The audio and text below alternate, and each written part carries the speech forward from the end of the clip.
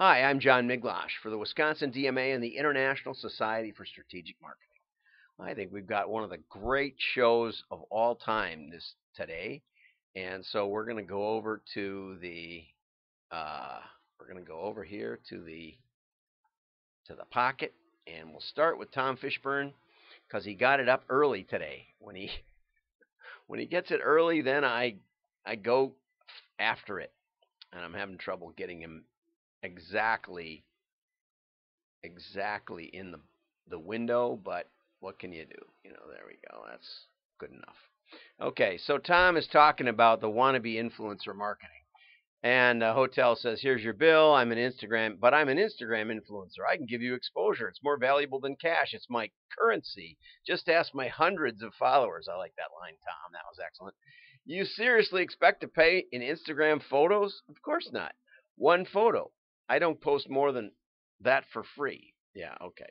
So I have actually parlayed my for a while my TripAdvisor status. When TripAdvisor was new, I was one of the leading TripAdvisor posters in Wisconsin for a while, and then then my county, then my little town, and now I'm nothing because they don't give me anything for it. But occasionally a restaurateur would know what Instagram was. There was a brief interlude between when no one knew what it was or cared and when they actually wanted it, and now they're inundated and don't care. But that aside, Tom, as usual, points to this and he says, now everybody's trying to be an influencer. This is the one I like the best. This is from last summer. "How do we work with fake influencers with fake followers and fake engagement in a more authentic way?" It's part of the charm of the internet. Okay, well, we're not going to spend a whole lot of time on this one, Tom. Yeah, and there's all the products we endorsed and all that. I don't endorse any products. I don't get any real compensation. I just tell you what I think, and that's the trouble. Okay, so now we're going to move over here and we're going to talk about Bin-fluencers, which are the influencers that have really no credibility whatsoever. They've never really achieved anything or changed the world, and yet they're glib announcers reading the news. I asked Thomas if he had targeted me in that one. He said no, he thought I had some real content. But today we're going to really focus on Sampson Lee, who invented branded customer experience management methodology, CEM method, and that was it was first licensed in Belgium. And Sampson sent me an article it's just pivotal for me. So we're going to go over there and look at that. First, I want to remind you about the Bin-fluencer, and that's the fake influencers and all of the glib slogans that go around the internet in marketing. Success is all about great customer experiences. That's what Thomas starts out with, Thomas Barta. And he says, well, yeah, but let's think about that for a second. United Airlines, the one that drags passengers out of planes and kills dogs, just announced a record year. London and New York hotels have among the world's lowest standards, yet they're packed. And every day, thousands of people queue up for the privilege of being humiliated by Spirit and Ryanair just to save some cash. Here's the brutal truth. Customers want more at a lower price. Companies want the same. People love a great experience, but depending on the deal, they do without it. It's not simple. And we spent enough time on that, but now we're gonna transition into Sampson's groundbreaking article. Okay, and I've got plenty of time for this. and Sampson basically argues that the key is not good customer experience, as Thomas says. It can't be that. It can't be as simple as we need to make the customer experience so smooth, so pleasant. You need to do whatever we can for the customer. I never bought that, maybe because I live in Wisconsin. What does that have to do with it? It's going to be 70 today. I have my golf shirt on for the first time this year. Sunny and 70. Do you understand what that feels like in Wisconsin? You don't if you live in Dallas. That's like, okay, another nice day.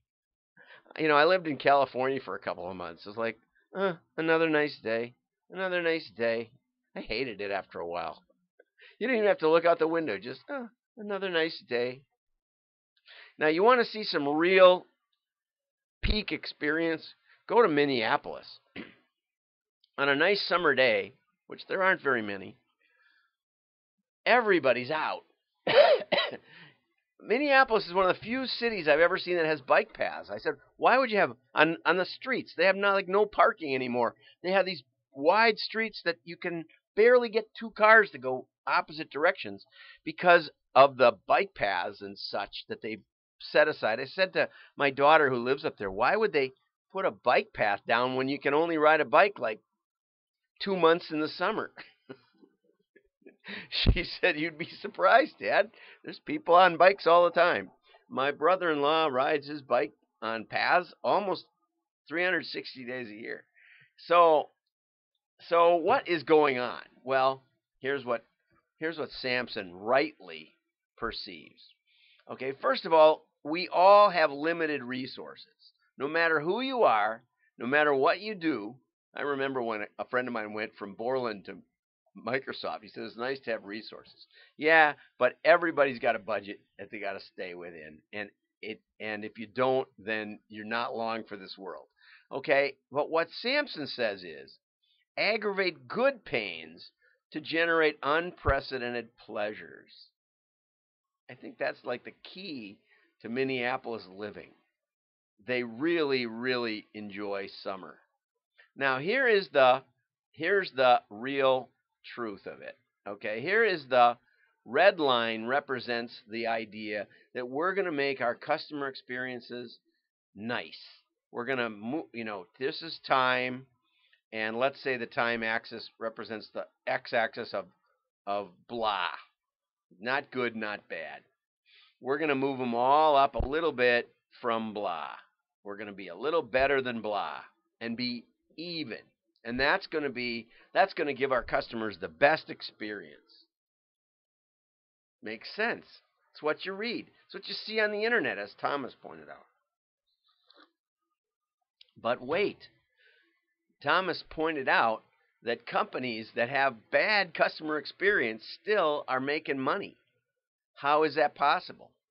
Well, what they do is they allow these pain points.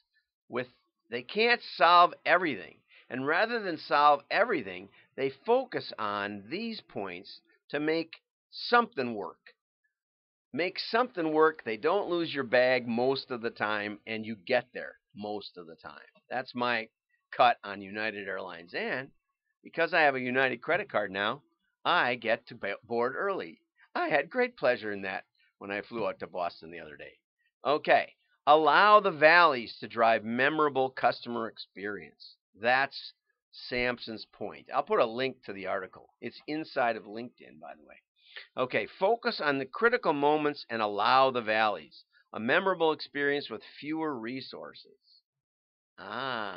So the level, smooth path does not bring the greatest joy. I coined that one. I didn't even find it on the internet. No one's ever said it before. But I'm going to say it. The level, smooth path does not produce the greatest joy. Okay. Disneyland has allowed pain points for decades. Good pain. Allow some pain. Branded pleasure. You'll remember the pleasure. You know that Angry Birds put pause points in. They deliberately made the game slow down after you solve the problem to give you more enjoyment of the game and make it more addictive. This is big. This is huge stuff. If you only think about trying to level it out, you won't have the resources to really deliver something memorable. Here's another one. Louis Vuitton. No, I'm going to skip that. Ryanair. Okay, Ryanair produces the lean, mean approach. I've flown on Spirit. I take great pleasure in putting it all in a little backpack so I can get on. It's a game to me. They've gamified it. Same with Ryanair. Well, what about the sushi place? Okay, positive points. If you try to eliminate, you can spend 80% of your resources trying to eliminate the lines at Disney World. You can't help it. It's a function of your success. You made such a great amusement park that people want to come. So there's going to be lines. Guess what? When I went to Great America with my kids, we got there at the opening, in line before it opened, ran to the rides we wanted, and then relaxed the rest of the day, stayed late, and the park empties out, and away you go. Okay, there's ways to overcome it. I'll never forget that. My kids will never forget that. Okay, and he talks about a sushi place in Japan that has the best sushi. It's a closet. President Obama wanted to visit there. I didn't understand this one, but I guess we're out of time. Have a great day. Like and share. I'm John.